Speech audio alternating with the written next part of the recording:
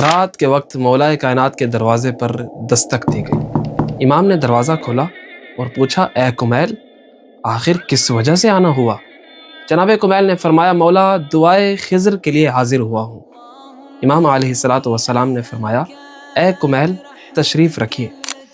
امام علیہ السلام نے سب سے پہلے اس دعائے خضر کی فضیلت بیان کرتے ہوئے فرمایا، اے کمیل، اگر تم اس دعا کو یاد کر لو، محفوظ کر لو، تو پھر ہر شب جمعہ اس دعا کی تلاوت کیا کرو، یا پھر مہینے میں ایک مرتبہ، یا پھر سال میں ایک مرتبہ، یا پھر پوری زندگی میں ایک مرتبہ اس دعا کی ضرور تلاوت کرو۔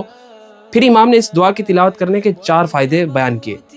اللہ تعالیٰ تمہارے تمام کاموں کے لیے کافی ہو جائے گا، تمہاری مدد اور نصرت کی جائے گی، تمہیں رزق عطا کیا جائے گا، اور چوتھا فائدہ امام علیہ السلام نے فرمایا کہ تم کبھی مغفرت سے محروم نہیں کیے جاؤ گے۔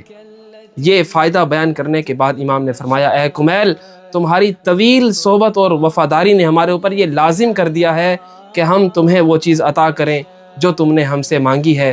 پھر امام نے دعائے خضر کی تعلیم دی۔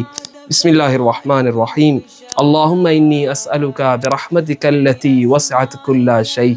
یہ وہ دعائے خضر تھی کہ جو اس دن کے بعد دعائے کمیل کے نام سے معروف اور مشہور ہو گئی۔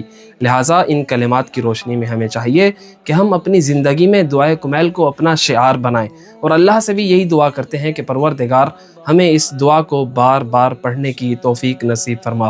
والسلام علیکم ورحمۃ اللہ وبرکاتہ۔